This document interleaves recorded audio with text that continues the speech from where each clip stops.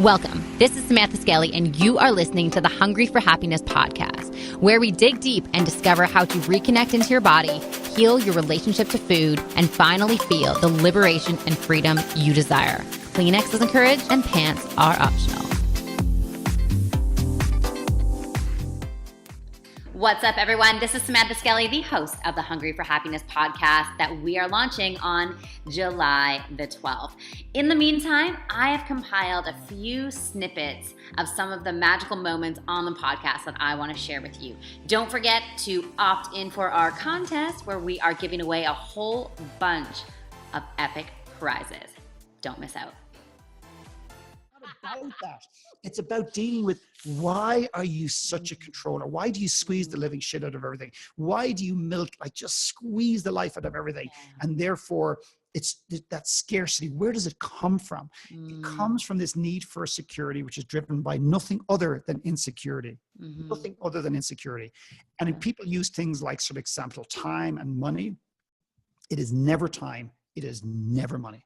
They're the two reasons or excuses, never.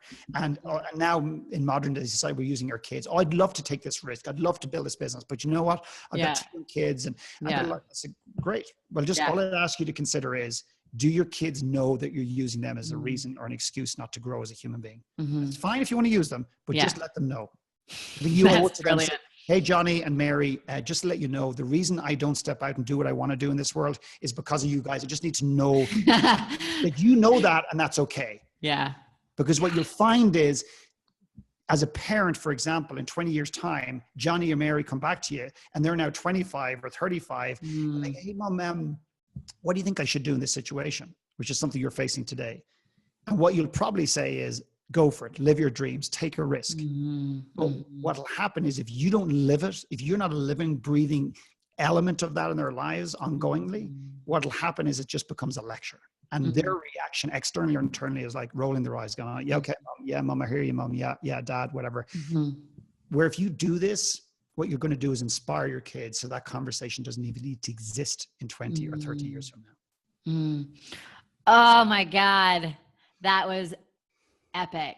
That was epic. And you kind of brushed on this whole concept of perfectionism. Perfectionism and control are very linked, aren't they? I think they're kind of almost the same thing. They're two of the same. I remember having this moment where I was like, I just can't do this anymore. Like, this is just, I can't have my full-time job be trying to control my food and my weight. Like, this is fucking miserable. And the reality of the situation, the irony of the situation is that when I was trying to control my food and my weight, I was like constantly being thrown into the worst binges of my life, right? I was a serious, back alley binge eater. Like, I would call in sick from work because I was like in the fetal position, couldn't move from what I ate the night before. That never happened once I just stopped. When I made the decision that fuck it. If I eat 5 cookies, fine. Like, I'm just not going to let what I eat dictate my self-esteem anymore. Like, I don't have time. I do not have time for this shit. Right. I don't have time to let my weight control my self-esteem. I don't have time to let my food control my self-esteem. Like, whatever happens with my food and my weight is what happens with my food and my weight. But I need to get a life right now. Like, I cannot die, at 80 years old, having spent my entire life literally not even just diet binge cycling, just obsessing about food in general and just constantly trying to fix my food. Like, what a fucking waste. Yeah. And the irony, of course, is that when I stopped giving a shit about food, when I stopped giving a shit about trying to control my size, food took its proper place in my life. That was the only time that I was ever able to even have anything remotely looking like, quote, normal eating. Because I didn't give food power.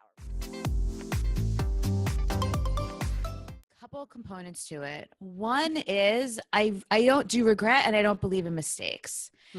So if I made a choice, it's always the right choice. Yeah. Even if it creates an unpleasant or undesirable situation, it was correct because I'm sure I got something out of that situation. So for example, I've done who knows how many podcast interviews over the last several years. Sometimes people will ask you, what advice would you go back and give your 20-something-year-old self or your teenage self? My answer is always nothing. I would tell her to keep going. She's doing fine. Because if I changed anything in my trajectory, I might not be right here, right now. And I love right here, right now. You know what I mean? I love it. I got goosebumps. So you're always going to make the right choice. Like, so, or to put it in another way, is your podcast explicit? Can I say an F word? You can say an F word. Okay, great. You can't fuck it up. You can't. You cannot mess it up. You can only gather information, valuable information. So no mistakes is number one. The second part of it is, you know, the practice. And I know this was actually fun. You were at my house doing a podcast interview. I think it was with JJ Virgin. And you were talking about like the yes, no practice, like using your body as a compass to be able to discern what feels like yes in my body, what feels like no in my body. And then for me, I also incorporate what feels like truth. Because when you know what truth feels like, you can tell when you're lying to yourself. Yes. And when you know what yes